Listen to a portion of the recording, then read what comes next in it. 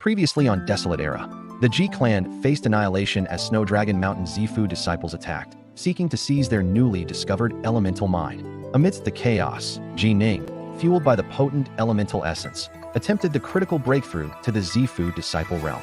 As his Violet Palace began to form, his gaze turned once more to the Aquatic Manor. Can he achieve the power needed, and what secrets still lie within the Immortal's legacy? Success. Drawing upon his incredibly solid foundation and the potent energy of the elemental essence, Ning successfully established his Violet Palace. He was now a Zifu disciple key refiner, a true earthly immortal cultivator. The power flowing through him was immensely greater than before. However, he knew it wasn't enough. The Snow Dragon clan had multiple Zifu disciples and likely stronger experts waiting. Wasting no time, while the Ji clan elders held the line, Ning made a swift decision.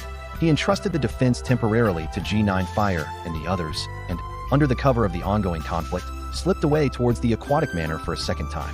Returning to the underwater estate, Ning felt the difference his Zifu cultivation made. The ambient pressures and residual energies that had troubled him before were now negligible.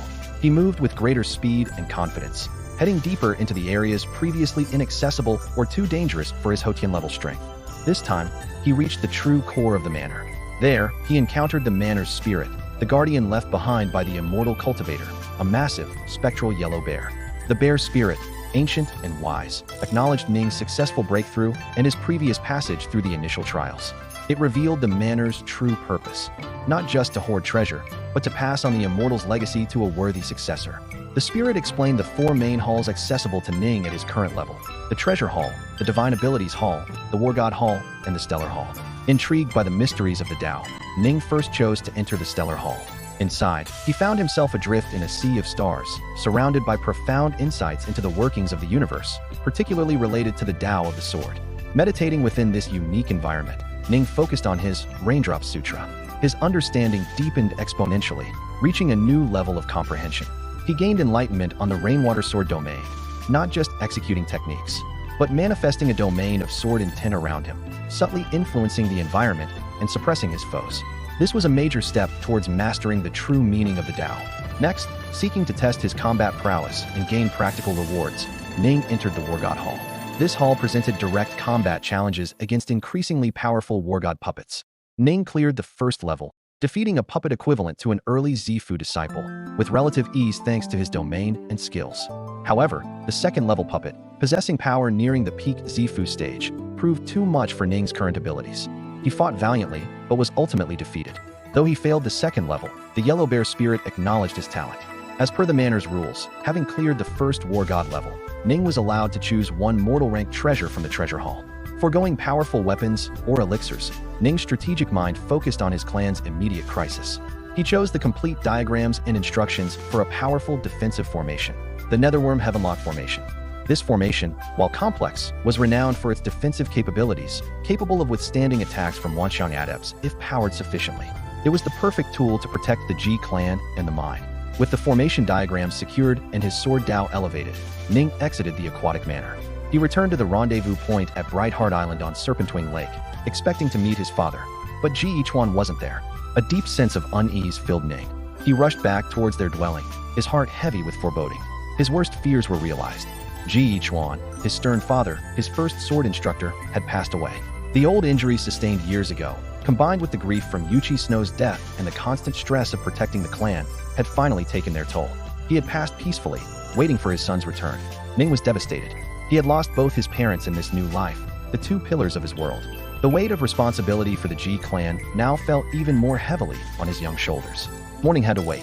The Snow Dragon threat remained. Steeling himself, Ning took charge.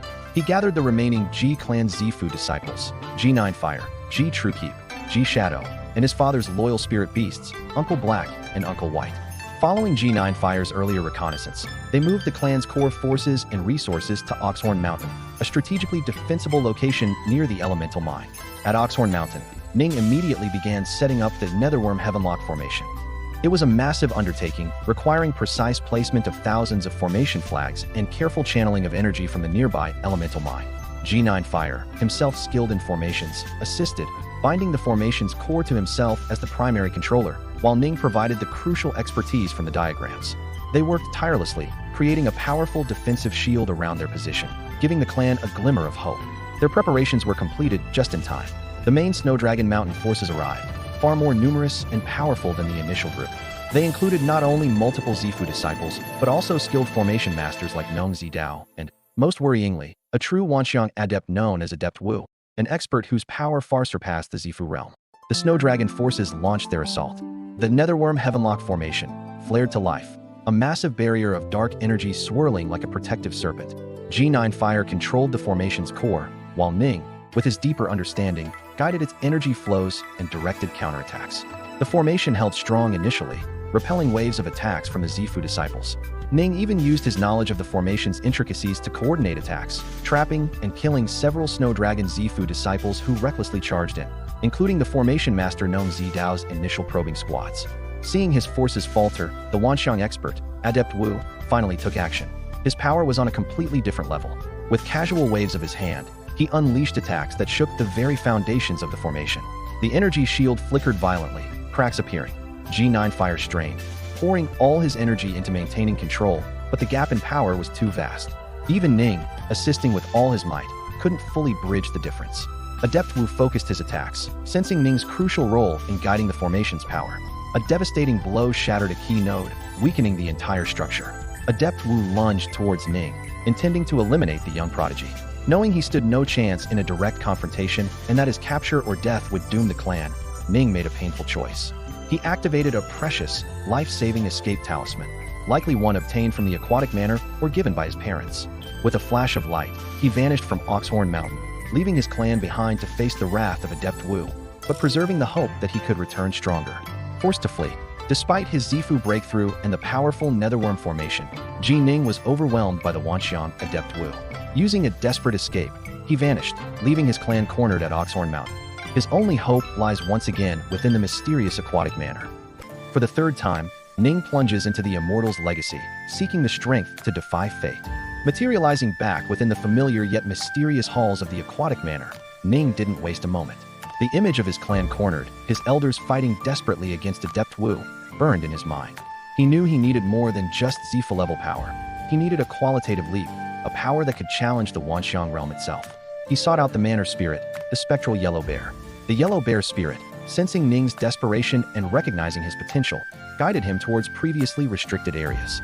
It explained that true power lay not just in cultivation level, but in divine abilities and profound insights.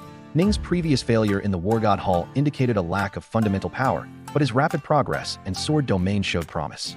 The spirit revealed trials that could unlock latent potential within his soul and body. Ning underwent grueling trials designed by the Immortal Master. These tests pushed his soul, his will, and his fiend god body to their absolute limits. Through immense pain and perseverance, focusing his Nuwa painting, visualization, and fiend god resilience, he unlocked dormant abilities. His eyes gained a divine light, the celestial eye, capable of seeing through illusions, perceiving energy flows, and discerning weaknesses. Simultaneously, his spiritual energy expanded dramatically, forming divine sense, allowing him to scan vast distances and perceive the world on a much deeper level than ordinary Zifu disciples. Empowered by his newfound senses, the Yellow Bear deemed him ready to challenge the Divine Abilities Hall again, specifically for the Manor's ultimate legacy. Within the hall lay the inheritance of Daoist Three Lives, a legendary fiend god cultivator from the Primordial Era, rumored to be the original owner of the Manor. His signature technique, whispered in legends, was the Starseizing Hand, a divine ability capable of wielding unimaginable cosmic power, plucking stars from the heavens and shattering worlds. The trial for this Starseizing Hand was unlike any physical battle. It tested Ning's soul, his affinity with the fiend god path, and his ability to comprehend cosmic power. He faced illusions of collapsing stars, battled phantoms born from pure divine energy, and had to grasp the fundamental principles of harnessing world energy directly through his fiend god body. It was a trial that had remained unconquered for countless eons. Drawing upon his crimson bright diagram, his indomitable will, and the insights from his celestial eye and divine sense, Ning succeeded. He comprehended the essence of the Starseizing Hand, inheriting this supreme divine ability. The power resonated within his fiend god body, a terrifying force waiting to be unleashed. As a secondary reward, he also acquired a unique sword designed to complement divine abilities, the evanescent Demon Slayer sword. Emerging from the Aquatic Manor for the third and final time, Ji Ning was transformed. Though his ki refining was still at the early Zifu stage, his fiend god body refining had also broken through to the Zifu disciple level. boosted by the trials and the resonance with the Starseizing Hand. More importantly, he now possessed a divine ability capable of threatening Wanxiang Adepts. He flew towards Oxhorn Mountain with blinding speed, ready for vengeance and salvation. He arrived to find a grim scene. The Netherwyrm Heavenlock Formation was shattered. G9 Fire and the other elders were injured and exhausted, holding on by sheer willpower. Adept Wu stood arrogantly, preparing to deliver the final blow, while the remaining Snow Dragon forces, including the Zifu disciple Ning Zidao, who had escaped earlier, watched with cruel anticipation. Please subscribe, like, share, and comment to continue getting amazing manhwa stories.